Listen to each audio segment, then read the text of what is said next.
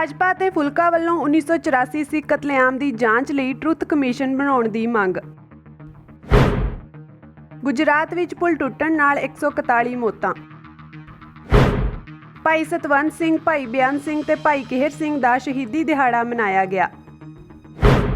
ਰਾਏ ਬੁਲਾਰ ਭੱਟੀ ਦੇ ਵੰਸ਼ਜ ਨੂੰ ਸ਼੍ਰੋਮਣੀ ਕਮੇਟੀ ਨੇ ਕੀਤਾ ਸਨਮਾਨਿਤ। ਵਾਹਿਗੁਰੂ ਜੀ ਕਾ ਖਾਲਸਾ, ਵਾਹਿਗੁਰੂ ਜੀ ਕੀ ਫਤਿਹ। TV 84 ਪ੍ਰਾਈਮ ਟਾਈਮ ਨਿਊਜ਼ ਦੇ ਵਿੱਚ ਤੁਹਾਨੂੰ ਜੀ ਆਇਆਂ ਨੂੰ ਕਹਿਣਾ। ਸੁਰਖੀਆਂ ਤੋਂ ਬਾਅਦ ਖਬਰਾਂ ਦੇ ਵਿਸਥਾਰ ਵੱਲ ਵਧਦੇ ਹਾਂ। ਅੱਜ 1 ਨਵੰਬਰ ਹੈ ਤੇ 1 ਨਵੰਬਰ ਹਰ ਸਾਲ ਸਿੱਖ ਕੌਮ ਦੇ ਉਹਨਾਂ ਜ਼ਖਮਾਂ ਨੂੰ ਤਾਜ਼ਾ ਕਰਦੀ ਹੈ ਜੋ ਸਿੱਖ ਕੌਮ ਨੂੰ ਨਵੰਬਰ 1984 ਦੇ ਵਿੱਚ ਮਿਲੇ। 31 ਅਕਤੂਬਰ 1984 ਨੂੰ ਜਦੋਂ ਭਾਰਤ ਦੀ ਪ੍ਰਧਾਨ ਮੰਤਰੀ ਇੰਦਰਾ ਗਾਂਧੀ, ਜਿਸ ਦੇ ਹੁਕਮਾਂ ਦੇ ਨਾਲ ਜੂਨ ਮਹੀਨੇ ਦੇ ਪਹਿਲੇ ਹਫ਼ਤੇ ਸਿੱਖਾਂ ਦੇ ਕੇਂਦਰੀ ਧਾਰਮਿਕ ਸਥਾਨ ਦਰਬਾਰ ਸਾਹਿਬ ਅਤੇ ਪੰਜਾਬ ਦੇ ਵਿੱਚ ਹੋਰ ਅਨੇਕਾਂ ਗੁਰਦੁਆਰਾ ਸਾਹਿਬ ਦੇ ਉੱਤੇ ਭਾਰਤੀ ਫੌਜ ਵੱਲੋਂ ਹਮਲਾ ਕੀਤਾ ਗਿਆ ਸੀ। ਉਸ ਹਮਲੇ ਦਾ ਬਦਲਾ ਲੈਂਦਿਆਂ ਇੰਦਰਾ ਗਾਂਧੀ ਦੀ ਸੁਰੱਖਿਆ ਵਿੱਚ ਤੈਨਾਤ ਸਿੱਖ ਅਫਸਰਾਂ ਦੇ ਵੱਲੋਂ ਇੰਦਰਾ ਗਾਂਧੀ ਨੂੰ ਗੋਲੀਆਂ ਮਾਰ ਕੇ ਕਤਲ ਕਰ ਦਿੱਤਾ ਗਿਆ ਸੀ। ਇਸ ਕਤਲ ਤੋਂ ਬਾਅਦ ਪੂਰੇ ਭਾਰਤ ਦੇ ਵਿੱਚ, ਖਾਸ ਕਰਕੇ ਹਿੰਦੀ ਭਾਸ਼ਾਈ ਖੇਤਰ ਦੇ ਵਿੱਚ ਸਿੱਖਾਂ ਦਾ ਵੱਡੇ ਪੱਧਰ 'ਤੇ ਪਲੈਨਡ ਜੈਨੋਸਾਈਡ ਕੀਤਾ ਗਿਆ। ਤਾਂ 1 ਨਵੰਬਰ 1984 ਨੂੰ ਸ਼ੁਰੂ ਹੋਏ ਉਸ ਕਤਲੇਆਮ ਨੂੰ ਅੱਜ ਸਮੁੱਚੀ ਦੁਨੀਆ ਦੇ ਵਿੱਚ ਸਿੱਖ ਕੌਮ ਯਾਦ ਕਰ ਰਹੀ ਆ। ਅਤੇ ਇਸ ਕਤਲੇਆਮ ਦੇ ਨਾਲ ਸੰਬੰਧਿਤ ਕੇਸਾਂ ਦੀ ਲਗਾਤਾਰ ਪੈਰਵਾਈ ਕਰਨ ਵਾਲੇ ਵਕੀਲ ਹਰਵਿੰਦਰ ਸਿੰਘ ਫੂਲਕਾ ਨੇ ਬੀਤੀ ਸ਼ਾਮ ਇੱਕ ਪ੍ਰੈਸ ਕਾਨਫਰੰਸ ਕਰਕੇ ਭਾਰਤ ਦੇ ਪ੍ਰਧਾਨ ਮੰਤਰੀ ਨਰਿੰਦਰ ਮੋਦੀ ਤੋਂ ਇਹ ਮੰਗ ਕੀਤੀ ਆ ਕਿ ਇਸ ਕਤਲੇਆਮ ਨਾਲ ਸੰਬੰਧਿਤ ਸਾਰੇ ਤੱਥਾਂ ਦੀ ਜਾਂਚ ਦੇ ਲਈ ਇੱਕ ਟਰੁੱਥ ਕਮਿਸ਼ਨ ਬਣਾਇਆ ਜਾਵੇ। ਹਾਲਾਂਕਿ ਭਾਰਤ ਦੇ ਵਿੱਚ ਸਿੱਖ ਜਿਹੜੇ ਆ ਉਹ ਕਤਲੇਆਮ ਦੇ ਇਨਸਾਫ ਦੀ ਆਸ ਛੱਡ ਚੁੱਕੇ ਨੇ, ਕਿਉਂਕਿ ਲੰਮਾ ਸਮਾਂ ਹੋ ਗਿਆ ਕਾਤਲ ਜਿਹੜੇ ਆ ਉਹ ਸ਼ਰੇਆਮ ਵੱਡੇ ਅਹੁਦਿਆਂ ਨੂੰ ਮਾਰ ਰਹੇ ਨੇ, ਸਰਕਾਰਾਂ ਦੇ ਵਿੱਚ ਰਹਿ ਰਹੇ ਨੇ। ਪਰ ਹਰਵਿੰਦਰ ਸਿੰਘ ਫੂਲਕਾ ਜੋ ਲਗਾਤਾਰ ਸਿੱਖ ਕਤਲੇਆਮ ਦੇ ਕੇਸ ਵੀ ਲੜਦੇ ਰਹੇ ਨੇ, ਉਹਨਾਂ ਨੇ ਇਸ ਟਰੁੱਥ ਕਮਿਸ਼ਨ ਦੀ ਮੰਗ ਕੀਤੀ ਆ। ਨਾਲ ਹੀ ਦੱਸਦੇ ਹਾਂ ਕਿ ਭਾਜਪਾ ਦੇ ਵਿੱਚ, ਜਿਸ ਦੀ ਇਸ ਸਮੇਂ ਭਾਰਤ ਦੇ ਵਿੱਚ ਸਰਕਾਰ ਆ, ਹਿੰਦੂਤਵੀ ਸਰਕਾਰ ਜਿਸ ਨੂੰ ਕਿਹਾ ਜਾਂਦਾ ਆ, ਉਸ ਦੇ ਵਿੱਚ ਜਿਹੜੇ ਇੱਕ ਸਿੱਖ ਆਗੂ ਨੇ, ਉਸ ਦੇ ਬੁਲਾਰੇ ਨੇ RP ਸਿੰਘ, ਸਪੋਕਸਪਰਸਨ ਨੇ ਭਾਜਪਾ ਦੇ, ਉਹਨਾਂ ਵੀ ਭਾਰਤ ਦੇ ਗ੍ਰਹਿ ਮੰਤਰੀ ਅਮਿਤ ਸ਼ਾਹ ਨੂੰ ਅਜਿਹਾ ਹੀ ਇੱਕ ਪੱਤਰ ਲਿਖਿਆ ਹੈ। ਇਸ ਪੱਤਰ ਦੇ ਵਿੱਚ ਉਹਨਾਂ ਵੀ ਨਵੰਬਰ 1984 ਅਤੇ ਜੂਨ 1984 ਦੇ ਨਾਲ ਸੰਬੰਧਿਤ ਜਿੰਨੇ ਵੀ ਡਾਕੂਮੈਂਟਸ ਨੇ ਉਹਨਾਂ ਨੂੰ ਡੀਕਲਾਸੀਫਾਈ ਕਰਨ ਦੀ ਮੰਗ ਕੀਤੀ ਹੈ ਅਤੇ ਟਰੁੱਥ ਕਮਿਸ਼ਨ ਬਣਾਉਣ ਦੀ ਮੰਗ ਕੀਤੀ ਹੈ। ਸੀਨੀਅਰ ਵਕੀਲ HS ਫੁਲਕਾ ਨੇ ਪ੍ਰਧਾਨ ਮੰਤਰੀ ਨਰਿੰਦਰ ਮੋਦੀ ਨੂੰ ਪੱਤਰ ਲਿਖ ਕੇ ਮੰਗ ਕੀਤੀ ਹੈ ਕਿ 1984 ਸਿੱਖ ਕਤਲੇਆਮ ਪਿੱਛੇ ਰਚੀ ਗਈ ਸਾਜ਼ਿਸ਼ ਦਾ ਪਤਾ ਲਾਉਣ ਲਈ ਸੱਚਾਈ ਕਮਿਸ਼ਨ ਬਣਾ ਕੇ ਜਾਂਚ ਕੀਤੀ ਜਾਵੇ, ਕਿਉਂਕਿ ਇਸ ਕਤਲੇਆਮ ਨਾਲ ਜੁੜੇ ਤੱਥ ਅਜਿਹੇ ਸੰਕੇਤ ਕਰਦੇ ਹਨ ਕਿ ਇਸ ਸੰਬੰਧੀ ਪਹਿਲਾਂ ਹੀ ਸਾਜ਼ਿਸ਼ ਰਚੀ ਜਾ ਚੁੱਕੀ ਸੀ। ਉਹਨਾਂ ਇਸ ਸੰਬੰਧੀ GBS ਸਿੱਧੂ ਦੀ ਲਿਖੀ ਕਿਤਾਬ ਦਾ ਹਵਾਲਾ ਵੀ ਦਿੱਤਾ। ਸ਼੍ਰੀ ਫੁਲਕਾ ਨੇ ਕਿਤਾਬ ਦਾ ਹਵਾਲਾ ਦੇ ਕੇ ਦੱਸਿਆ ਕਿ ਰਾਹ ਦੇ ਡਾਇਰੈਕਟਰ ਗੈਰੀ ਸਕਸੈਨਾ ਨੇ ਉਹਨਾਂ ਨੂੰ ਕਿਹਾ ਸੀ ਕਿ ਜੇਕਰ ਇੰਦਰਾ ਗਾਂਧੀ ਤੇ ਹਮਲਾ ਹੋਇਆ ਤਾਂ ਦਿੱਲੀ 'ਚ ਸਿੱਖਾਂ ਦਾ ਕਤਲੇਆਮ ਹੋਵੇਗਾ। ਸ਼੍ਰੀ ਫੁਲਕਾ ਨੇ ਪ੍ਰੈਸ ਕਲੱਬ ਆਫ ਇੰਡੀਆ ਵਿੱਚ ਪੱਤਰਕਾਰਾਂ ਨੂੰ ਸੰਬੋਧਨ ਕਰਦਿਆਂ ਕਿਹਾ ਕਿ ਇਹ ਹੂਬਹੂ ਉਸੇ ਤਰ੍ਹਾਂ ਹੋਇਆ ਜਿਸ ਤਰ੍ਹਾਂ ਦੱਸਿਆ ਗਿਆ ਸੀ ਤੇ ਗੈਰੀ ਸਕਸੈਨਾ ਨੂੰ ਇਸ ਬਾਰੇ ਜਾਣਕਾਰੀ ਸੀ। ਉਹਨਾਂ ਪੱਤਰ 'ਚ ਲਿਖਿਆ ਕਿ ਹਮਲਾਵਰਾਂ ਨੇ ਪੁਲਿਸ ਦੀ ਮੌਜੂਦਗੀ 'ਚ ਪਹਿਲਾਂ ਗੁਰਦੁਆਰਿਆਂ ਤੇ ਫਿਰ ਸਿੱਖਾਂ ਦੇ ਘਰਾਂ ਨੂੰ ਨਿਸ਼ਾਨਾ ਬਣਾਇਆ ਤੇ ਸੂਚੀਆਂ ਰਾਹੀਂ ਸਿੱਖਾਂ ਦੇ ਘਰਾਂ ਦੀ ਨਿਸ਼ਾਨਦੇਹੀ ਕੀਤੀ। 1984 ਦੇ ਕਤਲੇਆਮ ਨੂੰ 38 ਸਾਲ ਹੋ ਗਏ ਆ ਔਰ ਇਹ 38 ਸਾਲ ਤੋਂ ਬਾਅਦ ਵੀ ਅਜੇ ਵੀ ਸੱਚਾਈ ਸਾਹਮਣੇ ਨਹੀਂ ਆਈ ਕਿ ਕਤਲੇਆਮ ਕਿਵੇਂ ਪਲਾਨ ਹੋਇਆ, ਕਿਸ ਤਰ੍ਹਾਂ ਇਹਨੂੰ ਐਗਜ਼ੀਕਿਊਟ ਕੀਤਾ ਗਿਆ, ਕਿਵੇਂ ਕੀਤਾ ਗਿਆ। ਬਲਕਿ ਇਹ ਗੱਲ ਹੁਣ ਬੜੇ ਤੱਥ ਇੱਥੇ ਨੇ ਜਿਹੜੇ ਕਿ ਮੈਂ ਅੱਜ ਪ੍ਰਧਾਨ ਮੰਤਰੀ ਨੂੰ ਚਿੱਠੀ ਲਿਖੀ ਆ। ਉਹ ਪ੍ਰਧਾਨ ਮੰਤਰੀ ਚਿੱਠੀ ਦੇ ਵਿੱਚ ਮੈਂ ਉਹ ਸਾਰੇ ਤੱਥ ਲਿਖੇ ਨੇ ਜਿਹੜੇ ਕਿ ਇਹ ਦਿਖਾਉਂਦੇ ਆ ਕਿ ਇਹ 1984 ਦਾ ਕਤਲੇਆਮ ਜਿਹੜਾ ਸੀ ਪ੍ਰੀ ਪਲੈਨਡ ਸੀ। ਇਹ ਕੋਈ 31 ਅਕਤੂਬਰ ਨੂੰ ਜਾਂ ਕੋਈ ਪਹਿਲੀ 31 ਅਕਤੂਬਰ ਦੀ ਰਾਤ ਨੂੰ ਐਡੀ ਵੱਡੀ ਪਲੈਨਿੰਗ ਨਹੀਂ ਹੋ ਸਕਦੀ। ਇਹ ਜਿੰਨੀ ਵੀ ਪਲੈਨਿੰਗ ਸੀ ਜਿਹੜੀ, ਇਹ ਸਾਰੀ ਦੀ ਸਾਰੀ ਪਲੈਨਿੰਗ ਉਦੋਂ ਪਹਿਲਾਂ ਦੀ ਹੋਈ ਵੀ ਆ ਔਰ ਤੇ ਇਹ 31 ਅਕਤੂਬਰ ਤੋਂ ਪਹਿਲਾਂ ਦੀ ਆ, ਜਿਹਦਾ ਮਤਲਬ ਇੰਦਰਾ ਗਾਂਧੀ ਦੇ ਆਪਣੇ ਜੀਵਨ ਕਾਲ ਦੇ ਵਿੱਚ ਇਹ ਪਲੈਨਿੰਗ ਹੋਈ ਵੀ ਆ। ਇਹ ਪਲੈਨਿੰਗ ਕੀਤੀ ਹੋਈ ਸੀ, ਪਰ ਇਹ ਪਲੈਨਿੰਗ ਨੂੰ ਜੋ ਐਗਜ਼ੀਕਿਊਟ ਕੀਤਾ ਗਿਆ, ਜੋ ਇਸ ਨੂੰ ਐਕਚੁਅਲ ਐਗਜ਼ੀਕਿਊਸ਼ਨ ਵਿੱਚ ਲਿਆਂਦਾ ਗਿਆ, ਜੋ ਇਹ ਇੰਦਰਾ ਗਾਂਧੀ ਦੇ ਅਸੈਸੀਨੇਸ਼ਨ ਤੋਂ ਬਾਅਦ ਲਿਆਂਦਾ ਗਿਆ। ਔਰ ਇਹ ਬਹੁਤ ਸੇ ਇਸ ਤਰ੍ਹਾਂ ਦੇ ਤੱਥ ਨੇ। ਇੱਕ ਮੈਂ ਲਿਖਿਆ ਕਿ ਇੱਕ MP ਸਨ KR ਮਲਖਾਨੀ, ਉਹਨਾਂ ਨੇ ਆ ਕੇ ਨਾਨਾਵਤੀ ਕਮਿਸ਼ਨ ਦੇ ਅੱਗੇ ਆਪਣਾ ਬਿਆਨ ਦਿੱਤਾ ਸੀ ਔਰ ਉਸ ਬਿਆਨ ਦੇ ਵਿੱਚ ਉਹਨਾਂ ਨੇ ਕਿਹਾ ਸੀ ਕਿ 1984 ਦੇ ਮਿਡਲ ਜੇ 'ਚ ਉਹ ਇੰਦਰਾ ਗਾਂਧੀ ਦੇ ਸਿਕਿਉਰਿਟੀ ਐਡਵਾਈਜ਼ਰ ਸੀ KN ਕਾਓ, ਉਹਨਾਂ ਨੂੰ ਮਿਲੇ ਸੀ ਅਤੇ ਉਦੋਂ ਉਹਨਾਂ ਨਾਲ ਡਿਸਕਸ਼ਨ ਦੇ ਵਿੱਚ ਉਹਨਾਂ ਨੂੰ ਇਹ ਲੱਗਿਆ ਕਿ ਇੱਥੇ ਇੱਕ ਪਲੈਨਿੰਗ ਹੈ ਇਹ ਗੌਰਮੈਂਟ ਆਫ ਇੰਡੀਆ ਦੇ ਕੋਲੇ। ਸਿੱਖਾਂ ਨੇ ਅਗਰ ਕੁਛ ਕੀਤਾ ਤੇ ਸਿੱਖਾਂ ਨੂੰ ਇੱਕ ਸਬਕ ਸਿਖਾਉਣ ਦੀ, ਸਿੱਖਾਂ ਦੇ ਉੱਤੇ ਹਮਲੇ ਕਰਨ ਦੀ, ਸਿੱਖਾਂ ਦਾ ਕਤਲੇਆਮ ਕਰਨ ਦੀ। ਇਹੀਓ ਗੱਲ ਹੁਣ GVS ਸਿੱਧੂ, ਇੱਕ ਰਾਹ ਦੇ ਅਫਸਰ ਨੇ, ਬੜੇ ਵੱਡੇ ਅਫਸਰ ਰਿਟਾਇਰ ਹੋਏ ਆ, ਉਹ GVS ਸਿੱਧੂ ਨੇ ਇਹ ਗੱਲ ਹੁਣ ਕਹੀ ਆ। ਹੁਣ ਫਿਰ ਇਹ ਕਿ 1984 ਜੂਨ ਜੁਲਾਈ ਦੇ ਵਿੱਚ ਉਹਨਾਂ ਨੇ ਜਾ ਕੇ ਆਪਣੇ ਡਾਇਰੈਕਟਰ ਨੂੰ, ਉਦੋਂ ਵੀ ਉਹ ਰॉ ਵਿੱਚ ਸੀ, ਆਪਣੇ ਡਾਇਰੈਕਟਰ ਗੈਰੀ ਸਕਸੈਨਾ, ਉਹਨਾਂ ਨੂੰ ਕਿਹਾ ਕਿ ਇਹਨੂੰ KVS ਸਿੱਧੂ ਨੂੰ ਲੱਗਦਾ ਕਿ ਇੰਦਰਾ ਗਾਂਧੀ ਦੇ ਉੱਪਰ ਅਟੈਕ ਹੋਏਗਾ। ਤੋ ਉਸ ਟਾਈਮ ਉਹਨਾਂ ਦੇ ਡਾਇਰੈਕਟਰ, ਰਾਓ ਦੇ ਡਾਇਰੈਕਟਰ ਨੇ ਉਹਨਾਂ ਨੂੰ ਕਿਹਾ ਜੇ ਇੰਦਰਾ ਗਾਂਧੀ 'ਤੇ ਅਟੈਕ ਹੋਇਆ ਤਾਂ ਦਿੱਲੀ ਦੇ ਵਿੱਚ ਸਿੱਖਾਂ ਦਾ ਕਤਲੇਆਮ ਹੋਊਗਾ। ਅਤੇ ਉਹੀਓ ਗੱਲ, ਉਹੀ ਦਿੱਲੀ ਦੇ ਵਿੱਚ ਹੀ ਸਿੱਖਾਂ ਦਾ ਕਤਲੇਆਮ ਹੋਇਆ। ਇਹ ਤਾਂ ਗੱਲਾਂ ਹੋ ਗਈਆਂ ਇਹਨਾਂ ਦੀਆਂ। ਇਸ ਤੋਂ ਇਲਾਵਾ ਜਿਸ ਤਰ੍ਹਾਂ ਇਹ ਕਤਲੇਆਮ ਹੋਇਆ ਗਿਆ, ਉਹ ਵੀ ਇਹ ਦਿਖਾਉਂਦਾ ਕਿ ਇਹ ਕਤਲੇਆਮ ਪਹਿਲਾਂ ਪਲੈਨਡ ਸੀ। ਪਹਿਲੀ ਗੱਲ ਤਾਂ ਦਿੱਲੀ ਦੇ ਵਿੱਚ ਪਹਿਲਾ ਸਿੱਖ ਜਿਹਦੇ 'ਤੇ ਅਟੈਕ ਕੀਤਾ ਗਿਆ, ਪਹਿਲਾ ਸਿੱਖ ਜਿਹਦੇ 'ਤੇ ਅਟੈਕ ਕੀਤਾ ਗਿਆ, ਉਹ ਸੀਗਾ ਰਾਸ਼ਟਰਪਤੀ, ਦੇਸ਼ ਦਾ ਰਾਸ਼ਟਰਪਤੀ, ਪਹਿਲਾ ਸਿੱਖ। ਰਾਸ਼ਟਰਪਤੀ ਉਦੋਂ ਦਿੱਲੀ ਤੋਂ ਇੰਡੀਆ ਤੋਂ ਬਾਹਰ ਸੀ। ਰਾਸ਼ਟਰਪਤੀ ਵਾਪਸ ਆਏ 31 ਅਕਤੂਬਰ ਨੂੰ, 4 ਵਜੇ ਉਹ ਇੰਡੀਆ ਵਾਪਸ ਪਹੁੰਚੇ ਅਤੇ ਸਿੱਧਾ all India institute of medical science ਨੂੰ ਉਹਨਾਂ ਦਾ ਕਾਫਲਾ ਜਾ ਰਿਹਾ ਸੀ। ਜਦੋਂ ਕਿ ਤਕਰੀਬਨ 4:30 ਦੇ ਕਰੀਬ all India institute of medical sciences ਤੋਂ ਥੋੜ੍ਹੀ ਦੇਰ ਪਹਿਲਾਂ ਉਹਨਾਂ ਦੇ ਕਾਫਲੇ ਉੱਤੇ ਹਮਲਾ ਕੀਤਾ ਗਿਆ ਔਰ ਉਹ ਰਾਸ਼ਟਰਪਤੀ ਦੇ ਜੋ ਕਾਰ ਸੀ ਉਹਦੇ ਸ਼ੀਸ਼ੇ ਤੋੜ ਦਿੱਤੇ ਗਏ। ਆਹ ਸੀ ਰਾਸ਼ਟਰਪਤੀ ਦੀ ਕਾਰ, ਆਹ ਦੇਖੋ ਇਹਦੇ ਸ਼ੀਸ਼ੇ ਟੁੱਟੇ ਹੋਏ, ਆਹ ਵੀ ਸ਼ੀਸ਼ਾ ਟੁੱਟਿਆ ਵਾ, ਆਹ ਵੀ ਸ਼ੀਸ਼ਾ ਟੁੱਟਿਆ ਵਾ। ਰਾਸ਼ਟਰਪਤੀ ਦੀ ਕਾਰ ਦੇ ਸ਼ੀਸ਼ੇ ਤੋੜਤੇ। ਹੁਣ ਉਹ ਜਿਹੜਾ ਮੌਬ ਸੀ, ਉਹ ਕਹਿੰਦੇ 30-40 ਬੰਦਿਆਂ ਦਾ ਮੌਬ ਸੀ ਸਿਰਫ ਉੱਥੇ। ਔਰ ਰਾਸ਼ਟਰਪਤੀ ਦੇ ਪਿੱਛੇ ਉਹਨਾਂ ਜਿਹੜੀ ਕਾਰ ਸੀ, ਉਹ ਉਹਨਾਂ ਦੇ ਪ੍ਰੈਸ ਸੈਕਟਰੀ ਤਰਲੋਚਨ ਸਿੰਘ ਦੀ ਸੀ। ਉਹਦੇ ਵਿੱਚ ਜਲਦੀਆਂ ਮਿਸਾਲਾਂ ਸੁੱਟਣ ਦੀ ਕੋਸ਼ਿਸ਼ ਕੀਤੀ ਗਈ। ਤਰਲੋਚਨ ਸਿੰਘ ਹੋਰਾਂ ਨੇ ਆਪਣੇ ਐਫੀਡੇਵਿਟ ਵਿੱਚ ਇਹ ਕਿਹਾ ਕਿ ਮੇਰੇ ਡਰਾਈਵਰ ਨੇ ਬੜੀ ਸਮਾਰਟਨੈਸ ਵਰਤੀ ਕਿ ਕਾਰ ਪਿੱਛੇ ਘੁਮਾ ਕੇ ਤੇ ਬਚ ਕੇ ਨਿਕਲ ਗਿਆ, ਮੈਨੂੰ ਬਚਾ ਲਿਆ। ਪਰ ਉਹ ਜਿਹੜਾ ਮੌਬ ਉੱਥੇ ਖੜਾ ਸੀ, ਉਹਨਾਂ ਨੇ ਹੋਰ ਕਿਸੇ ਸਿੱਖ 'ਤੇ ਹਮਲਾ ਨਹੀਂ ਕੀਤਾ, ਉਹ ਸਿਰਫ ਰਾਸ਼ਟਰਪਤੀ ਨੂੰ ਉਡੀਕ ਰਹੇ ਸੀ। ਹੁਣ ਉਸ ਮੌਬ ਨੂੰ ਕਿਸ ਨੇ ਦੱਸਿਆ ਕਿ ਰਾਸ਼ਟਰਪਤੀ ਵਾਪਸ ਆ ਗਿਆ, ਰਾਸ਼ਟਰਪਤੀ ਇਸ ਰੂਟ ਤੋਂ ਆ ਰਿਹਾ? ਇਹ ਸਾਰੀ ਇਨਫੋਰਮੇਸ਼ਨ ਉਹ ਮੌਬ ਨੂੰ ਦਿੱਤੀ ਜਾ ਰਹੀ ਸੀ। ਪਰ ਉਸ ਟਾਈਮ ਉੱਥੇ ਸੜਕ ਦੇ ਉੱਤੇ ਸਿੱਖ ਵੀ ਕਹੀ ਜਾ ਰਹੇ ਸੀ, ਕਿਸੇ ਸਿੱਖ ਨੂੰ ਉਹਨਾਂ ਨੇ ਹਮਲਾ ਨਹੀਂ ਕੀਤਾ, ਸਿਰਫ ਰਾਸ਼ਟਰਪਤੀ 'ਤੇ ਹਮਲਾ ਕੀਤਾ। ਔਰ ਇਹ ਕੀਤਾ ਗਿਆ ਇਹਨਾਂ ਨੇ ਰਾਸ਼ਟਰਪਤੀ ਨੂੰ ਡਰਾਉਣ ਵਾਸਤੇ, ਕਿਉਂਕਿ ਪਹਿਲਾਂ ਜਦੋਂ 1964 ਤੇ 1966 ਦੇ ਵਿੱਚ ਪ੍ਰਾਈਮ ਮਿਨਿਸਟਰ ਜੋ ਆਫਿਸ ਵਿੱਚ ਸੀ, ਉਹਨੇ ਡੈਥ ਹੋਈ, ਤਾਂ ਉਦੋਂ ਇਮੀਡੀਏਟਲੀ ਜੋ ਸੀਨੀਅਰ ਮੋਸਟ ਮਿਨਿਸਟਰ ਸੀ ਉਹਨੂੰ ਇੰਟਰਮ ਪ੍ਰਾਈਮ ਮਿਨਿਸਟਰ ਬਣਾਇਆ ਗਿਆ। ਉਦੋਂ ਬਾਅਦ ਕਾਂਗਰਸ ਦੇ ਐਮਪੀਆਂ ਨੇ ਇਕੱਠੇ ਹੋ ਕੇ ਆਪਣਾ ਲੀਡਰ ਚੁਣਿਆ ਤੇ ਉਦੋਂ ਲੀਡਰ ਚੁਣਨ ਤੋਂ ਬਾਅਦ ਜੋ ਪ੍ਰਾਈਮ ਮਿਨਿਸਟਰ ਸੀ ਜੋ ਉਹਨਾਂ ਨੇ ਚੁਣਿਆ ਉਹਨੂੰ ਬਣਾਇਆ ਗਿਆ ਦੋਨੇ ਵਾਰੀ। ਹੁਣ ਇਸ ਵਾਰੀ ਵੀ ਉਹੀ ਉਮੀਦ ਸੀ ਕਿ ਉਹੀ ਕੀਤਾ ਜਾਊ, ਪਰ ਇਹਨਾਂ ਨੇ ਰਾਜੀਵ ਗਾਂਧੀ ਨੂੰ ਪ੍ਰਾਈਮ ਮਿਨਿਸਟਰ ਬਣਾਉਣ ਲਈ, ਕਿਉਂਕਿ ਉਹ ਰਾਜੀਵ ਗਾਂਧੀ ਕੈਬਨਿਟ ਵਿੱਚ ਵੀ ਨਹੀਂ ਸੀ, ਰਾਸ਼ਟਰਪਤੀ ਨੂੰ ਡਰਾਇਆ ਗਿਆ ਇਸ ਤਰੀਕੇ ਨਾਲ। ਤੇ ਰਾਜੀਵ ਗਾਂਧੀ ਜੋ ਪ੍ਰਾਈਮ ਮਿਨਿਸਟਰ ਬਣ ਗਿਆ ਤਾਂ ਇੱਕ ਰਾਤੋਂ ਰਾਤ ਇਹ ਪਲੈਨਿੰਗ ਹੋਈ। ਦੇਖੋ 31 ਅਕਤੂਬਰ ਨੂੰ ਦਿੱਲੀ ਵਿੱਚ ਕੋਈ ਜ਼ਿਆਦਾ ਨਹੀਂ ਹੋਇਆ। ਇਹ all India institute of medical sciences ਤੋਂ ਹੀ ਇਹ ਮੌਬ ਨਿਕਲਿਆ। ਇੱਕ ਪ੍ਰਿਥਵੀ ਰਾਜ ਰੋਡਾਲ, ਦੂਜਾ ਉਹਦਾ ਡਿਫੈਂਸ ਕਾਲੋਨੀ ਖਾਰ ਮਾਰਕੀਟ ਵਾਲ, ਤੀਜਾ ਸਫਦਰਜੰਗ, ਉੱਥੋਂ ਹੀ ਇਹ ਮੌਬ ਨਿਕਲਿਆ। ਔਰ ਉੱਥੋਂ ਇਹ ਮੌਬ ਨੇ ਹੀ ਹਿੰਸਾ ਕੀਤੀ ਆ ਜਿਹੜੀ ਕੀਤੀ ਆ। ਸਭ ਤੋਂ ਪਹਿਲਾ ਅਟੈਕ ਜੋ ਇਹਨਾਂ ਨੇ 5:15 ਵਜੇ ਇੱਥੇ ਮੋਟਰਸਾਈਕਲ ਜਲਾਇਆ, INA ਮਾਰਕੀਟ, ਫਿਰ ਬੱਸਾਂ ਜਲਾਈਆਂ, ਫਿਰ ਟੈਕਸੀਆਂ ਜਲਾਈਆਂ। ਉਹ 5:15 ਤੋਂ ਬਾਅਦ ਇਹ ਸ਼ੁਰੂ ਹੋਇਆ ਰਾਸ਼ਟਰਪਤੀ ਦੇ ਹਮਲੇ ਤੋਂ ਮਗਰੋਂ। ਭਾਰਤ ਦੇ ਸੂਬੇ ਗੁਜਰਾਤ ਤੋਂ ਇੱਕ ਬੜੀ ਦੁਖਦਾਈ ਖਬਰ ਸਾਹਮਣੇ ਆਈ ਹੈ, ਜਿੱਥੇ ਮੋਰਬੀ ਜ਼ਿਲ੍ਹੇ ਦੇ ਵਿੱਚ ਮੱਛੂ ਨਦੀ ਦੇ ਉੱਤੇ ਬਣਿਆ ਸਦੀ ਪੁਰਾਣਾ ਤਾਰਾਂ ਵਾਲਾ ਪੁਲ ਜਿਹੜਾ ਆ ਉਹ ਟੁੱਟਣ ਕਾਰਨ 141 ਦੇ ਕਰੀਬ ਲੋਕਾਂ ਦੀ ਜਿਹੜੀ ਮੌਤ ਆ ਇਸ ਦੇ ਵਿੱਚ ਹੋ ਗਈ ਹੈ, ਜਿਸ ਦੇ ਵਿੱਚ ਬੱਚੇ, ਬਜ਼ੁਰਗ ਅਤੇ ਨੌਜਵਾਨ ਵੀ ਸ਼ਾਮਲ ਨੇ। ਭਾਰਤ ਦੇ ਪ੍ਰਧਾਨ ਮੰਤਰੀ ਨਰਿੰਦਰ ਮੋਦੀ ਜੋ ਕਿ ਗੁਜਰਾਤ ਤੋਂ ਸੰਬੰਧ ਰੱਖਦੇ ਨੇ, ਗੁਜਰਾਤ ਤੋਂ ਹੀ ਆਉਂਦੇ ਨੇ, ਅਤੇ ਅੱਜ ਉਹ ਮੋਰਬੀ ਦੇ ਵਿੱਚ ਘਟਨਾ ਵਾਲੀ ਥਾਂ ਦੇ ਉੱਤੇ ਉਸ ਦਾ ਜਾਇਜ਼ਾ ਲੈਣ ਲਈ ਪਹੁੰਚੇ ਅਤੇ ਹਸਪਤਾਲ ਦੇ ਵਿੱਚ ਜੇਰੇ ਇਲਾਜ ਜ਼ਖਮੀਆਂ ਨੂੰ ਵੀ ਮਿਲੇ। ਤਾਂ ਇਸ ਘਟਨਾ ਦੇ ਵਿੱਚ ਹੁਣ ਸਰਕਾਰ ਦੇ ਵੱਲੋਂ, ਪੁਲਿਸ ਦੇ ਵੱਲੋਂ ਜਿਹੜਾ ਆ ਦੋਸ਼ੀਆਂ ਦੇ ਖਿਲਾਫ ਕੇਸ ਵੀ ਦਰਜ ਕੀਤੇ ਗਏ ਨੇ ਕਿ ਇਹ ਚਰਚਾ ਚੱਲ ਰਹੀ ਹੈ ਕਿ ਇਸ ਦੇ ਵਿੱਚ ਆਖਰ ਦੋਸ਼ੀ ਕੌਣ ਆ। ਜਿੱਥੇ ਵਿਰੋਧੀ ਧਿਰਾਂ ਜਿਹੜੀਆਂ ਨੇ ਉਹ ਗੁਜਰਾਤ ਸਰਕਾਰ ਨੂੰ ਇਸ ਲਈ ਦੋਸ਼ੀ ਦੱਸ ਰਹੀਆਂ ਨੇ, ਅਤੇ ਨਾਲ ਹੀ ਸਰਕਾਰ ਜਿਹੜੀ ਆ ਇਸ ਦਾ ਹੁਣ ਸਾਰਾ ਠੀਕਰਾ ਜਿਹੜਾ ਆ ਉਹ ਪੁਲ ਦਾ ਪ੍ਰਬੰਧ ਕਰਨ ਵਾਲੀ ਜਿਹੜੀ ਕੰਪਨੀ ਆ ਉਸ ਦੇ ਸਿਰ ਭੰਨ ਰਹੀ ਆ, ਅਤੇ ਇਸ ਸੰਬੰਧੀ ਪੁਲਿਸ ਵੱਲੋਂ ਕੇਸ ਦਰਜ ਕਰ ਲਏ ਗਏ ਨੇ।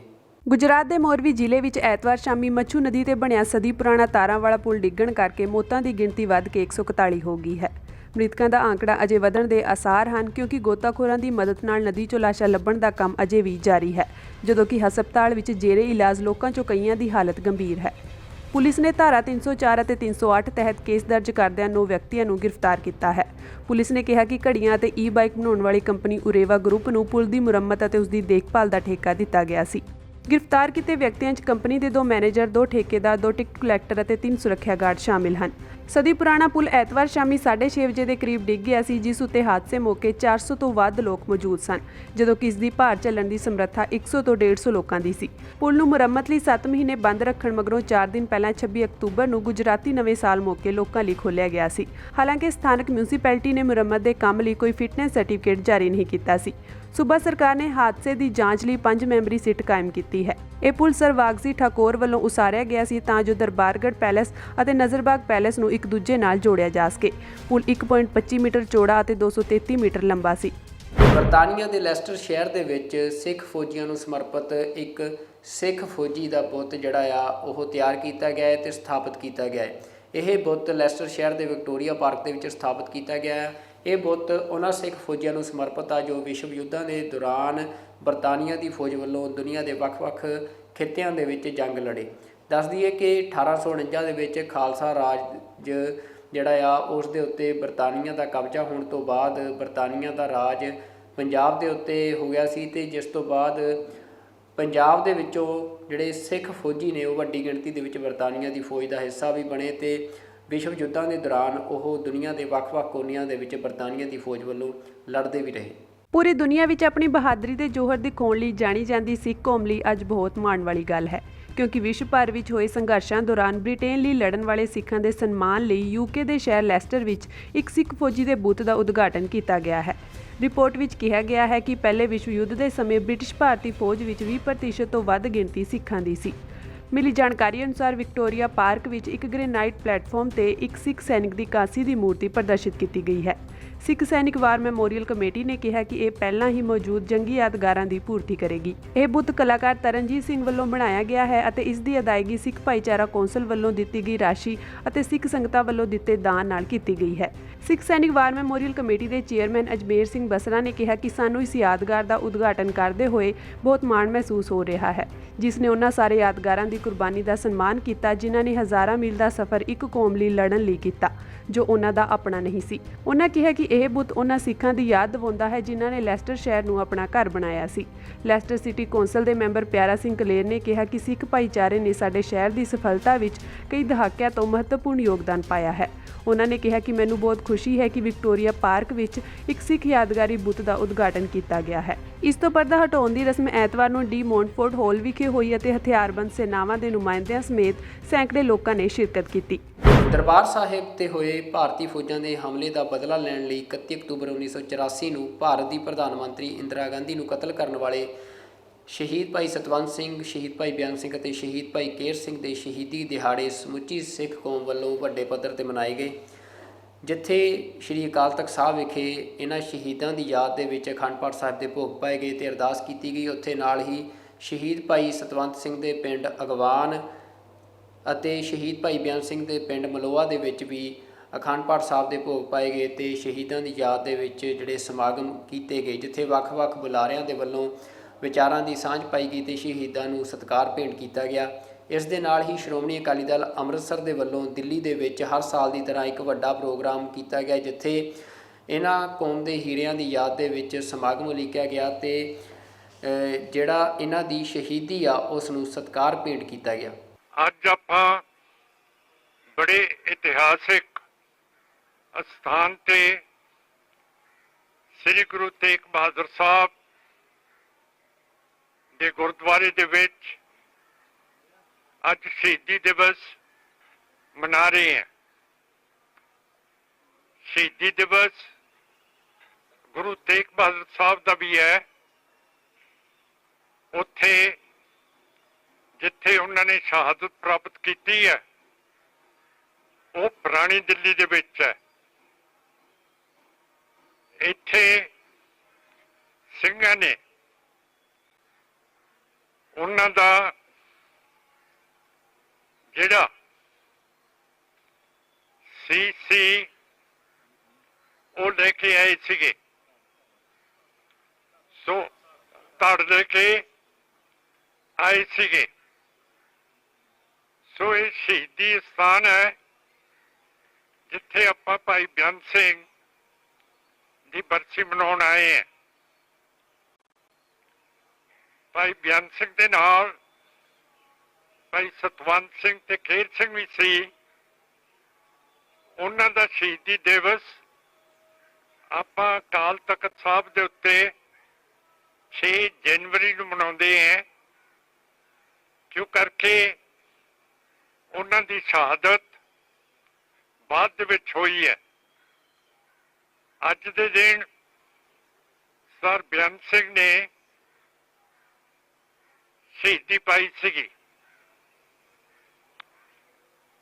ਮੈਂ ਦੱਸਣਾ ਚਾਹੁੰਦਾ ਕਿ ਸਾਡੇ ਜਿਹੜੇ ਗੁਰੂ ਸਾਹਿਬਾਨ ਨੇ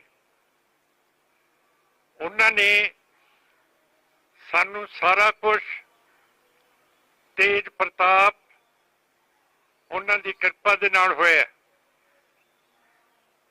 ਪਹਿਲੇ ਗੁਰੂ ਸਾਹਿਬ ਗੁਰੂ ਨਾਨਕ ਸਾਹਿਬ ਨੇ ਕੈਦ ਕੱਟੀ ਹੈ, ਚੱਕੀਆਂ ਪੀਏ।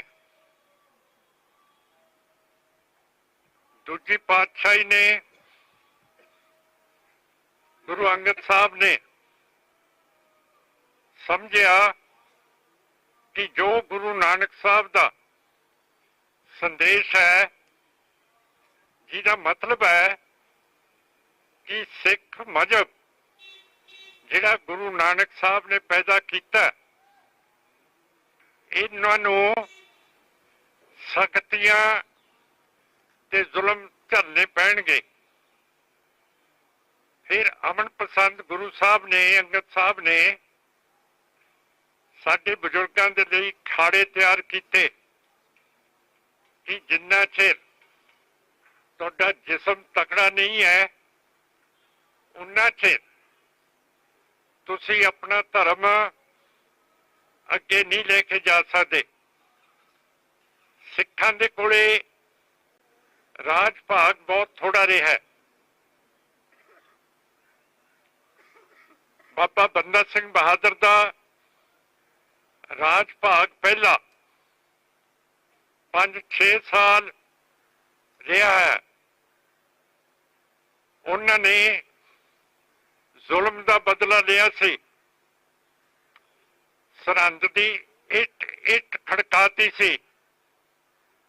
ਪਰ ਜਿਹੜੇ ਕਹਿੰਦੇ ਆ ਕਿ ਮੁਸਲਮਾਨਾਂ ਦਾ ਨੁਕਸਾਨ ਕੀਤਾ, ਬਿਲਕੁਲ ਗਲਤ ਗੱਲ ਹੈ। ਰੋਜ਼ਾ ਸ਼ਰੀਫ ਜਿਹੜਾ ਮੁਸਲਮਾਨਾਂ ਦਾ ਮੱਕੇ ਤੋਂ ਦੂਜੇ ਸਥਾਨ ਹੈ, ਉਸ ਨੂੰ ਬਾਬਾ ਬੰਦਾ ਸਿੰਘ ਬਹਾਦਰ ਨੇ ਛੇੜਿਆ ਨਹੀਂ। ਅੱਜ ਵੀ ਤੁਸੀਂ ਜਾ ਕੇ ਦੇਖ ਸਕਦੇ ਹੋ। ਸਮਾਣੇ ਦੇ ਜਿਹੜੇ ਜਲਾਦ ਸੀਗੇ, ਉਹਨਾਂ ਨੂੰ ਫੜਿਆ ਸੀ। ਮਹਾਰਾਜਾ ਰਣਜੀਤ ਸਿੰਘ ਦਾ ਰਾਜ ਸਿਰਫ 40 ਸਾਲ ਰਿਹਾ। ਮਹਾਰਾਜਾ ਰਣਜੀਤ ਸਿੰਘ ਦੇ ਰਾਜ ਦੇ ਵਿੱਚ ਫਾਂਸੀ ਦਾ ਹੁਕਮ ਖਤਮ ਕੀਤਾ ਗਿਆ ਸੀ।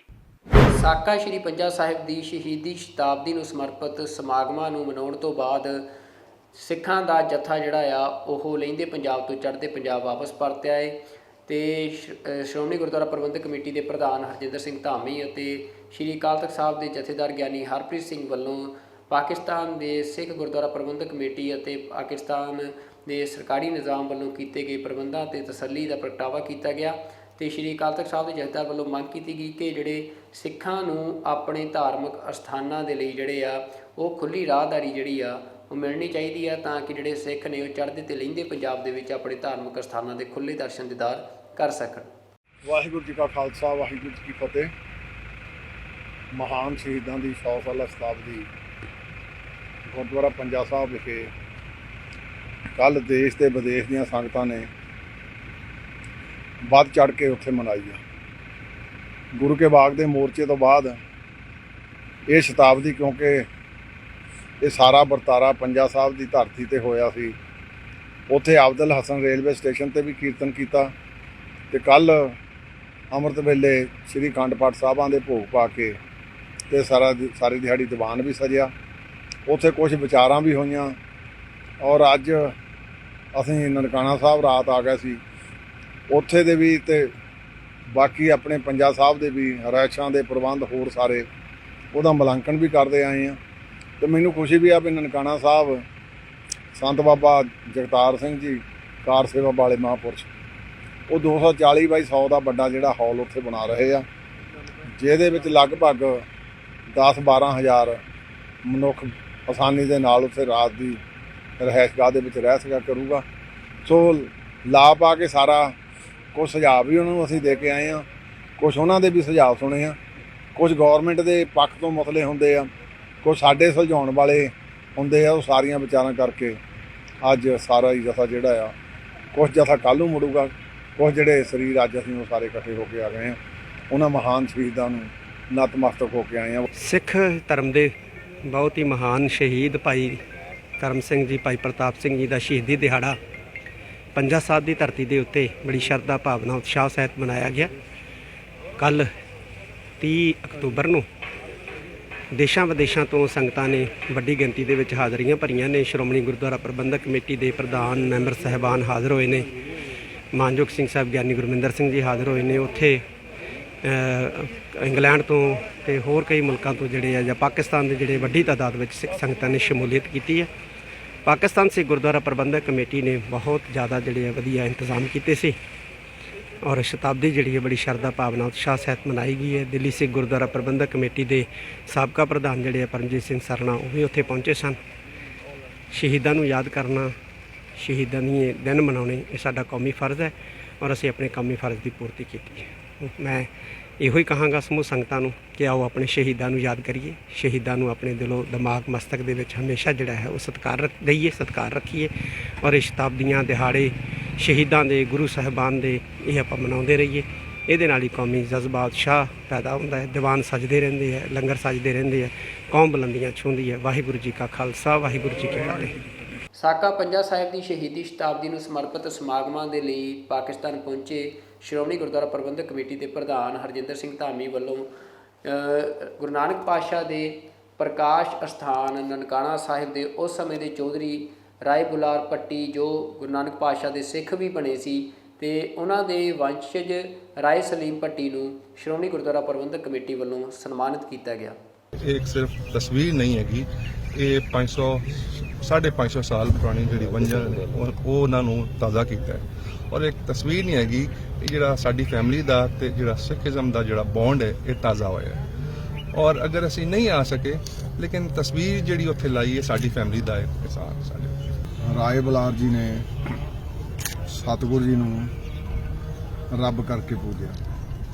ਇਹੋ ਕਾਰਨ ਆ ਕਿ ਆਪਣੀ ਜਿੰਨੀ ਵੀ ਉਹਨਾਂ ਦੀ ਵਿਰਾਸਤ ਜਿਹਨੂੰ ਅੱਧੀ ਵਿਰਾਸਤ ਧੰਨ ਗੁਰੂ ਨਾਨਕ ਦੇਵ ਪਾਤਸ਼ਾਹ ਜੀ ਨੇ ਭੇਟ ਕੀਤੀ। ਸੋ ਇਹ ਗੁਰੂ ਨਾਨਕ ਦੇਵ ਪਾਤਸ਼ਾਹ ਜੀ ਦੀ ਤੇ ਰਾਏ ਬੁਲਾਰ ਦੀ ਅੰਤਮ ਸਮੇਂ ਦੇ ਵੀ ਸਤਿਗੁਰੂ ਜੀ ਨੇ ਆਪ ਆ ਕੇ ਉਹਨਾਂ ਦੇ ਅੰਤਮ ਸਮੇਂ ਦੇ ਵਿੱਚ ਗੁਰੂ ਸਾਹਿਬ ਜੀ ਦੀ ਗੋਦ ਦੇ ਵਿੱਚ ਉਹਨੇ ਆਪਣਾ ਸਮਾਂ ਅਖੀਰਲਾ ਜਿਹੜਾ ਉਹ ਸਵਾਸ ਲਏ।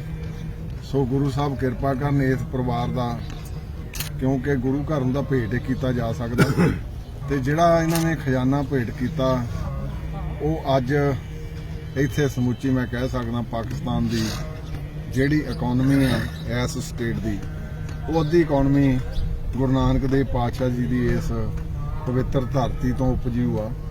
ਸੋ ਗੁਰੂ ਸਾਹਿਬ ਕਿਰਪਾ ਕਰਨ, ਇਹ ਪਿਛਲੇ ਦਿਨਾਂ ਦੇ ਵਿੱਚ ਮਤੇ ਤਾਂ ਪਹਿਲਾਂ ਹੋ ਚੁੱਕੇ ਸੀ ਪਰ ਇਹਨਾਂ ਦਾ ਸਵਾਬ ਨਹੀਂ ਸੀ ਬਣਦਾ ਉੱਥੇ ਆਉਣ ਦਾ।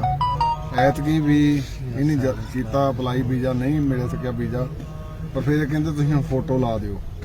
ਉਹ ਉਦਣ ਅਸੀਂ ਇਹਨਾਂ ਦੀ ਉਡੀਕ ਕਰਦੇ ਰਹੇ ਪਰ ਨਹੀਂ ਆਏ। ਪਰ ਅੱਜ ਸਬੱਬ ਦੇ ਨਾਲ ਅਸੀਂ ਸਾਰੇ ਸ਼੍ਰੋਮਣੀ ਕਮੇਟੀ ਦੇ ਸਮੁੱਚੇ ਤੌਰ ਤੇ ਸਾਰੇ ਮੈਂਬਰ ਸਾਹਿਬਾਨ, ਭਾਈ ਗੋਬਿੰਦ ਸਿੰਘ ਜੀ ਲੌਂਗੋਵਾਲ ਸਾਬਕਾ ਪ੍ਰਧਾਨ ਤੇ ਸਾਰਿਆਂ ਨੇ ਅਸੀਂ ਰਾਤ ਚਾਹ ਦਾ ਕੱਪ ਵੀ, ਦੁੱਧ ਦਾ ਕੱਪ ਵੀ ਇਹਨਾਂ ਦੇ ਘਰ ਜਾ ਕੇ ਸਾਂਝਾ ਕੀਤਾ ਤੇ ਉਹ ਜਿਹੜਾ ਸਿਰਪਾ ਗੁਰੂ ਰਾਮਦਾਸ ਪਾਤਸ਼ਾਹ ਜੀ ਦੇ ਦਰ ਤੋਂ ਉਹ ਇਹਨਾਂ ਨੂੰ ਅੱਜ ਇੱਥੇ ਭੇਟ ਕੀਤਾ। ਸੋ ਗੁਰੂ ਸਾਹਿਬ ਕਿਰਪਾ ਕਰਨ। ਜਿਹੜੀ ਸਾਂਝ, ਜਿਹੜੀ ਮੋਹ ਪੰਜਾਬ ਦੇ ਚੜ੍ਹਦੇ ਤੇ ਪੰਜਾਬ ਦੇ ਲਹਿੰਦੇ ਪਾਸੇ ਦੀ ਆ, ਇਹ ਇੱਥੇ ਆ ਕੇ ਮਹਿਸੂਸ ਵੀ ਹੁੰਦੀ ਆ। ਇਸ ਧਰਤੀ ਤੇ ਆ ਕੇ ਗੁਰੂ ਨਾਨਕ ਦੇਵ ਪਾਤਸ਼ਾਹ ਜੀ ਦੀ ਪਵਿੱਤਰ ਧਰਤੀ ਤੇ ਮੈਂ ਬੈਠਾ ਹੁਣ ਅੰਦਰ ਦਰਬਾਰ ਦੇ ਵਿੱਚ ਦੇਖਦਾ ਕਿ ਭਾਈ ਲਖਮਣ ਸਿੰਘ ਧਾਰੋ ਵਾਲੀ ਸਭ ਤੋਂ ਅਖੀਰ 'ਚ ਜਿਹੜਾ ਬੱਚਾ ਸ਼ਹੀਦ ਕੀਤਾ ਗਿਆ ਉਹ ਅਲਮਾਰੀ ਦੇ ਵਿੱਚ ਬਹਾਲਿਆ ਸੀ। ਇਦਾਂ ਹੀ ਉਹ ਜੰਡ, ਜਿਸ ਜੰਡ ਦੇ ਨਾਲ ਭਾਈ ਧਾਰੋਵਾਲ ਜੀ ਨੂੰ ਪੁੱਠੇ ਲਟਕਾਇਆ ਗਿਆ ਤੇ ਜਿੱਥੇ ਉਹ ਸਾਰਾ ਸੰਸਕਾਰ ਕੀਤਾ, ਇਹ ਮੈਂ ਸਮਝਦਾ ਗੁਰੂ ਸਾਹਿਬ ਦੀ ਕਿਰਪਾ ਤੇ ਬਖਸ਼ਿਸ਼। ਇੱਥੇ ਆ ਕੇ ਬੰਦਾ ਠੰਡਾ ਹੋ ਕੇ ਜਾਂਦਾ। ਸੋ ਗੁਰੂ ਸਾਹਿਬ ਕਿਰਪਾ ਕਰਨ, ਬਖਸ਼ਿਸ਼ ਕਰਨ। ਪਰਿਵਾਰ ਨੂੰ ਫਿਰ ਦਿਲ ਦੀਆਂ ਡੰਗਾਈਆਂ ਤੋਂ ਸ਼੍ਰੋਮਣੀ ਗੁਰਦੁਆਰਾ ਪ੍ਰਬੰਧਕ ਕਮੇਟੀ ਵੱਲੋਂ ਬਹੁਤ ਬਹੁਤ ਵਧਾਈ ਦਿੰਦਾ। ਵਾਹਿਗੁਰੂ ਜੀ ਕਾ ਖਾਲਸਾ, ਵਾਹਿਗੁਰੂ ਜੀ ਕੀ ਫਤਿਹ। ਭਾਰਤ ਦੇ ਗ੍ਰਹਿ ਮੰਤਰਾਲੇ ਵੱਲੋਂ ਭਾਰਤ ਦੇ ਗਵਾਂਢੀ ਦੇਸ਼ਾਂ ਤੋਂ ਭਾਰਤ ਆ ਕੇ ਵਸਣ ਵਾਲੇ ਉੱਥੋਂ ਦੀਆਂ ਘੱਟ ਗਿਣਤੀਆਂ ਦੇ ਲੋਕਾਂ ਦੇ ਲਈ ਭਾਰਤ ਦੇ ਵਿੱਚ ਨਾਗਰਿਕਤਾ ਦੇਣ ਦਾ ਇੱਕ ਨਵਾਂ ਐਲਾਨ ਕੀਤਾ ਗਿਆ ਹੈ। ਦੱਸ ਦਈਏ ਕਿ ਭਾਰਤ ਦੇ ਗ੍ਰਹਿ ਮੰਤਰਾਲੇ ਨੇ ਐਲਾਨ ਕੀਤਾ ਹੈ ਕਿ ਗੁਜਰਾਤ ਦੇ 2 ਜ਼ਿਲ੍ਹਿਆਂ ਦੇ ਵਿੱਚ ਆ ਕੇ ਰਹਿ ਰਹੇ ਅਫਗਾਨਿਸਤਾਨ, ਪਾਕਿਸਤਾਨ ਅਤੇ ਬੰਗਲਾਦੇਸ਼ ਦੇ ਹਿੰਦੂ, ਜੈਨੀ, ਬੋਧੀ, ਸਿੱਖ ਅਤੇ ਪਾਰਸੀ ਅਤੇ ਈਸਾਈ ਲੋਕਾਂ ਨੂੰ ਹੁਣ ਭਾਰਤੀ ਨਾਗਰਿਕਤਾ ਕਾਨੂੰਨ 1955 ਦੇ ਅਧੀਨ ਜਿਹੜੀ ਆ ਉਹ ਨਾਗਰਿਕਤਾ ਦਿੱਤੀ ਜਾਵੇਗੀ। ਕੇਂਦਰ ਨੇ ਅਫਗਾਨਿਸਤਾਨ, ਬੰਗਲਾਦੇਸ਼ ਅਤੇ ਪਾਕਿਸਤਾਨ ਤੋਂ ਆਏ ਤੇ ਗੁਜਰਾਤ ਦੇ 2 ਜ਼ਿਲ੍ਹਿਆਂ 'ਚ ਰਹਿ ਰਹੇ ਹਿੰਦੂ, ਸਿੱਖਾਂ, ਬੋਧੀਆਂ, ਜੈਨ, ਪਾਰਸੀ ਅਤੇ ਈਸਾਈਆਂ ਨੂੰ ਨਾਗਰਿਕਤਾ ਕਾਨੂੰਨ 1955 ਤਹਿਤ ਭਾਰਤੀ ਨਾਗਰਿਕਤਾ ਦੇਣ ਦਾ ਫੈਸਲਾ ਕੀਤਾ ਹੈ। ਕੇਂਦਰੀ ਗ੍ਰਹਿ ਮੰਤਰਾਲੇ ਦੇ ਨੋਟੀਫਿਕੇਸ਼ਨ ਅਨੁਸਾਰ ਗੁਜਰਾਤ ਦੇ ਆਨੰਦ ਅਤੇ ਮਹਿਸਾਣਾ ਜ਼ਿਲ੍ਹਿਆਂ ਵਿੱਚ ਰਹਿਣ ਵਾਲੇ ਹਿੰਦੂ, ਸਿੱਖ, ਬੋਧੀ, ਜੈਨ, ਪਾਰਸੀ ਅਤੇ ਈਸਾਈਆਂ ਨੂੰ ਧਾਰਾ 5 ਦੇ ਤਹਿਤ ਭਾਰਤ ਦੇ ਨਾਗਰਿਕ ਵਜੋਂ ਰਜਿਸਟ੍ਰੇਸ਼ਨ ਦੀ ਇਜਾਜ਼ਤ ਦਿੱਤੀ ਜਾਵੇਗੀ। ਇਹਨਾਂ ਨੂੰ ਨਾਗਰਿਕਤਾ ਕਾਨੂੰਨ 1955 ਦੇ ਤਹਿਤ ਨਾਗਰਿਕਤਾ ਦਿੱਤੀ ਗਈ ਹੈ, ਨਾ ਕਿ ਵਿਵਾਦਗ੍ਰਸਤ ਨਾਗਰਿਕਤਾ ਸੋਧ ਕਾਨੂੰਨ 2019 ਤਹਿਤ। ਦੁਨੀਆ ਭਰ ਦੇ ਵਿੱਚ ਪੱਤਰਕਾਰਾਂ ਦੇ ਉੱਤੇ ਹਮਲੇ ਲਗਾਤਾਰ ਵੱਧ ਰਹੇ ਨੇ। 2 ਨਵੰਬਰ ਨੂੰ ਦੁਨੀਆ ਭਰ ਦੇ ਵਿੱਚ ਪੱਤਰਕਾਰਾਂ ਦੇ ਉੱਤੇ ਜ਼ੁਲਮ ਦੇ ਖਿਲਾਫ ਦਿਹਾੜਾ ਮਨਾਇਆ ਜਾ ਰਿਹਾ ਹੈ ਤੇ ਇਸ ਸੰਬੰਧੀ ਯੂਨਾਈਟਿਡ ਨੇਸ਼ਨ ਦੇ ਮੁਖੀ ਐਂਟੋਨੀਓ ਗੁਤਰੇਜ਼ ਨੇ ਇੱਕ ਬਿਆਨ ਜਾਰੀ ਕੀਤਾ ਹੈ। ਉਹਨਾਂ ਦੁਨੀਆ ਭਰ ਦੇ ਕੌਮਾਂਤਰੀ ਭਾਈਚਾਰੇ ਅਤੇ ਸਰਕਾਰਾਂ ਨੂੰ ਅਪੀਲ ਕੀਤੀ ਹੈ ਕਿ ਉਹ ਪੱਤਰਕਾਰਾਂ ਦੀ ਸੁਰੱਖਿਆ ਨੂੰ ਯਕੀਨੀ ਬਣਾਉਣ ਤੇ ਇਸ ਲਈ ਲੋੜੀਂਦੇ ਕਦਮ ਚੁੱਕਣ। ਸੰਯੁਕਤ ਰਾਸ਼ਟਰ ਦੇ ਸਕੱਤਰ ਜਨਰਲ ਅੰਤੋਨੀਓ ਗੁਟੇਰੇਜ਼ ਨੇ ਪੱਤਰਕਾਰਾਂ ਖਿਲਾਫ ਵੱਧ ਰਹੀ ਹਿੰਸਾ, ਧਮਕੀਆਂ ਤੇ ਉਹਨਾਂ ਦੀ ਮੌਤ ਦੇ ਮਾਮਲੇ ਵਧਣ ਤੇ ਚਿੰਤਾ ਜਤਾਈ ਹੈ। ਗੁਟੇਰੇਜ਼ ਨੇ ਸਰਕਾਰਾਂ ਤੇ ਕੌਮਾਂਤਰੀ ਭਾਈਚਾਰੇ ਨੂੰ ਸੱਦਾ ਦਿੱਤਾ ਹੈ ਕਿ ਉਹ ਪੱਤਰਕਾਰਾਂ ਦੀ ਸੁਰੱਖਿਆ ਲਈ ਲੋੜੀਂਦੇ ਕਦਮ ਚੁੱਕਣ। ਗੁਟੇਰੇਜ਼ ਦਾ ਇਹ ਬਿਆਨ 2 ਨਵੰਬਰ ਨੂੰ ਪੱਤਰਕਾਰਾਂ ਖਿਲਾਫ ਜ਼ੁਲਮਾਂ ਸੰਬੰਧੀ ਕੌਮਾਂਤਰੀ ਦਿਵਸ ਤੋਂ ਪਹਿਲਾਂ ਆਇਆ ਹੈ, ਜਿਸ ਵਿੱਚ ਗੁਟੇਰੇਜ਼ ਨੇ ਕਿਹਾ ਹੈ ਕਿ ਆਜ਼ਾਦ ਪ੍ਰੈਸ ਲੋਕਤੰਤਰ ਲਈ ਕੰਮ ਕਰਨ, ਗਲਤ ਕੰਮਾਂ ਨੂੰ ਉਜਾਗਰ ਕਰਨ ਅਤੇ ਵਿਕਾਸ ਦੇ ਟੀਚਿਆਂ ਨੂੰ ਅੱਗੇ ਵਧਾਉਣ ਲਈ ਅਹਿਮ ਹੈ। ਫਿਰ ਵੀ ਸਮਾਜ ਵਿੱਚ ਇਸ ਭੂਮਿਕਾ ਨੂੰ ਨਿਭਾਉਣ ਦੌਰਾਨ ਇਸ ਸਾਲ 70 ਤੋਂ ਜ਼ਿਆਦਾ ਪੱਤਰਕਾਰ ਮਾਰੇ ਜਾ ਚੁੱਕੇ ਹਨ। ਸੰਯੁਕਤ ਰਾਸ਼ਟਰ ਮੁਖੀ ਨੇ ਕਿਹਾ ਕਿ ਆਨਲਾਈਨ ਧਮਕਾਉਣ, ਖਾਸ ਕਰਕੇ ਮਹਿਲਾ ਪੱਤਰਕਾਰਾਂ ਖਿਲਾਫ ਨਫ਼ਰਤੀ ਭਾਸ਼ਣ ਜਿਹੀਆਂ ਘਟਨਾਵਾਂ ਨਾਲ ਪੂਰੇ ਸਮਾਜ ਨੂੰ ਖਤਰਾ ਹੈ। ਉਨ੍ਹਾਂ ਕਿਹਾ ਕਿ ਪੱਤਰਕਾਰਾਂ ਦੀ ਸੁਰੱਖਿਆ ਬਾਰੇ ਸੰਯੁਕਤ ਰਾਸ਼ਟਰ ਦੀ ਕਾਰਜ ਯੋਜਨਾ ਦਾ ਉਦੇਸ਼ ਸਾਰੇ ਮੀਡੀਆ ਕਰਮੀਆਂ ਲਈ ਸੁਰੱਖਿਅਤ ਤੇ ਆਜ਼ਾਦ ਮਾਹੌਲ ਬਣਾਉਣਾ ਹੈ। ਅੱਜ ਦੀਆਂ ਖਬਰਾਂ ਵਿੱਚ ਫਿਲਹਾਲ ਇੰਨਾ ਹੀ। ਕੱਲ੍ਹ ਨਵੀਆਂ ਖਬਰਾਂ ਲੈ ਕੇ ਤੁਹਾਡੇ ਅੱਗੇ ਹਾਜ਼ਰ ਹੋਵਾਂਗੇ। ਉਦੋਂ ਤੱਕ ਰੱਬ ਰਾਖਾ। ਵਾਹਿਗੁਰੂ ਜੀ ਕਾ ਖਾਲਸਾ, ਵਾਹਿਗੁਰੂ ਜੀ ਕੀ ਫਤਿਹ।